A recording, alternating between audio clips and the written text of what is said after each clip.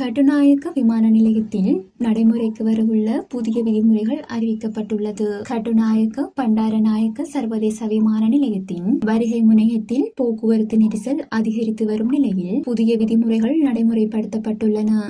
இந்த நடவடிக்கைகள் வாகன இயக்கத்தை சீரமைத்தல் மட்டுமல்லாது பயணிகளின் வசதியை மேம்படுத்துதல் மற்றும் திறமையான விமான நிலைய செயற்பாடுகளை பராமரித்தல் என்பவற்றை நோக்கமாக கொண்டுள்ளன.